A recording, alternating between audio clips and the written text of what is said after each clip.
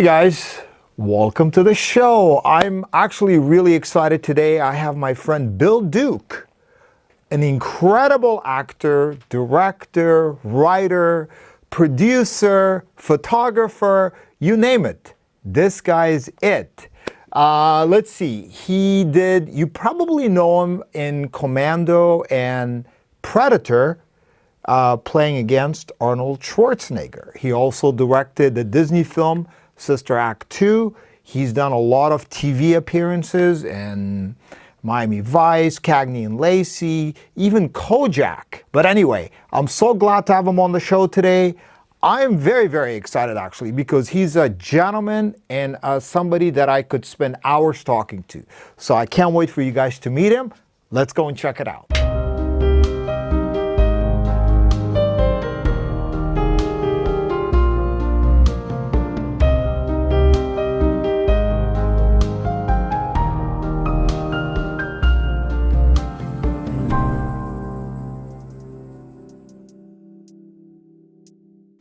Welcome to the show, my friend. Good to see you. How are you? Thanks for having me, man. Doing well. Good to be here. Good to be here. Yeah, man. It's, I was going back and looking at some of the pictures from last year, and I saw us hanging out and, doing things. It's been a while since we all had a chance to really get out and socialize. So tell me how you've been doing it. I know you always keep busy.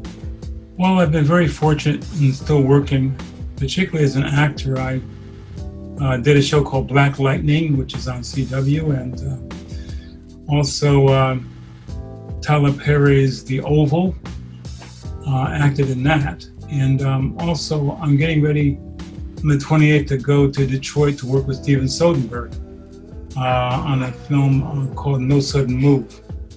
Don Cheadle and other people are involved in it. So I'm just glad to be working. I have a couple of directing projects I'm developing. Yeah. So it's like in these challenging times, it's good to be working. It's very interesting times we're living in right now. Oh, absolutely. But a lot of these projects, I'm sure you've developed a while back, right? Now, finally, it's coming into fruition because people don't realize how long it takes for these things to develop. It's not like you're having a meeting one day and then the next week you're shooting a film. Is that right? It takes a while to develop projects. With few exceptions, that's true. If your uncle's involved or your aunt or your cousin, it's different. But for the average person, Yeah. It takes some time to get the project to someone. Yeah. And then get it approved by them and the people above them. So it's a process. You started out as an actor, correct? If I remember, we talked about you started out as a stage actor. Is that how you started? I actually started out when I was a young boy, as a writer. Okay. I was awkward, tall, black during segregation, and I have a disease called dyslexia, so reading has never been easy for me. I went to Boston University, NYU School of the Arts, and had a couple of my plays off-Broadway. At the time, there was an off-Broadway, it was Broadway, off-Broadway, and off-Broadway. My mentor was Lloyd Richards, one of the first Black directors on Broadway. He directed The Raising of the Sun. So he was my mentor. Another mentor I had was Michael Schultz, who's still here and still working. And he gave me my first job as an actor with Car Wash. Right.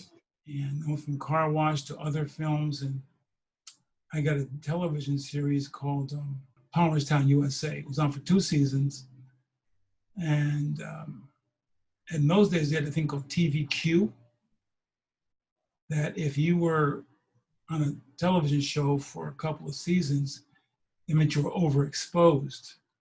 So you couldn't get a job as an actor after that. So I didn't work for 2 years. I said, okay, I gotta get over that because I want to work. So I decided to go to AFI, and Tony Vellani was the head of AFI at the time, a great human being. I got in. I'll try to make a long story short, but I got in. And when I graduated, I had done a film called The Hero, which got some good recognition as a little short film, but no one would hire me because they used to give me my second film, but not my first, because they didn't trust that I could manage a crew. So I got depressed. I went to a meditation retreat, and my agent at the time called me after a week I was there and said, "Hey, come back in town because David Jacobs, the producer of Knots Landing, wants to talk to you." I said, "What?" I went to his office, and the meeting lasted like 5 minutes. At the end of the week, my agent called me and said, "David Jacobs has hired you to do an episode of Knots Landing." Wow. I went berserk. I called everybody I knew. I was so happy, and I went. And in those days, you had a week of pre-production and then a week to shoot. And so I went on pre-production, and I was doing really well. And Joel Weinstein, I think his name was, yes, the producer, said, "Hey, Bill, you did a great job in pre-production. What we could tell by, your reel that you were gonna." I said, "What reel?" He said, "Well, the reel that you sent." I said, No, I just got an AFI. He said, "Wait a minute." He goes into David Jacobs' office. David Jacobs had mixed my box up with someone else's. That's how I got my first job. From there, starting out then, you actually went on to do bigger films. Like I know you did a couple of films like Commando and Predator with Arnold. How did that, so here you are doing some TV stuff, which is, pretty respectable, but then you're jumping into feature films. How did you make the jump? I would audition for things and get the parts. I was very fortunate, had some good people that respected me and my work, and I'm thankful to this day for that. Come on, you're a humble guy. I mean, you're a great actor, Bill. Come on. Thank you very much.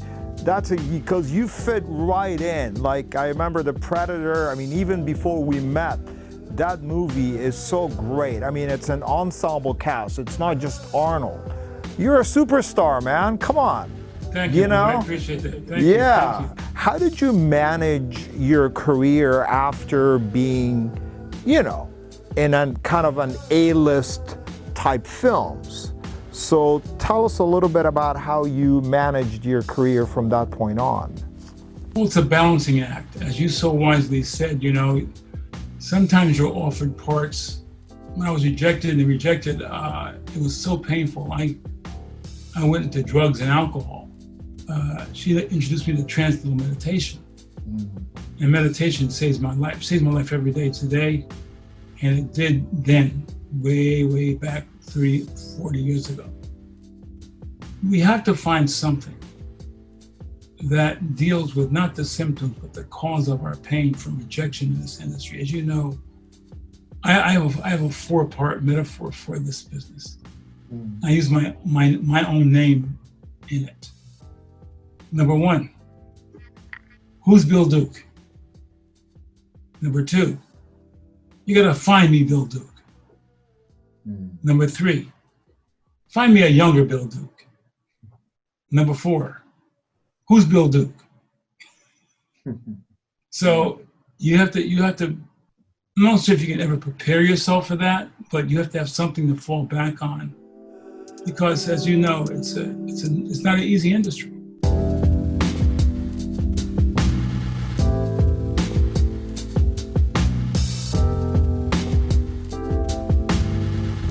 I know you went on to directing. I know, didn't you direct Sister Act 2? Sister Act 2, yes. Yeah, what was it like to work with Whoopi? And that was a real feature film. And it's a musical, right? It's music, it's comedy, it's really a fun film, actually. Thank you. I directed a film called Deep Cover. It did really well. Lawrence Fishburne and Jeff Goldblum. And people who saw it really liked what I'd done. So when Disney saw that, they wanted me to do a Sister Act 2.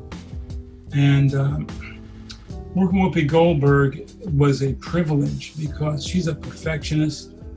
She just doesn't do, it for the show of it. She gets into the character. And when you're in a scene with her, you got to bring 1,000% because she brings 1,000%. And she, you know, people see her as a comedian, but when she's in the film, she is a serious actress. And so it was a privilege working with her. She was collaborative. It was great. It was really positive. And working with Disney on that was a pleasure at that time because they'd done Sister Act 1. It was so popular. Yeah. Did great. But the director, I think, didn't want to do this, Sister Act 2. So I was very fortunate to get it. Come here and stand over here.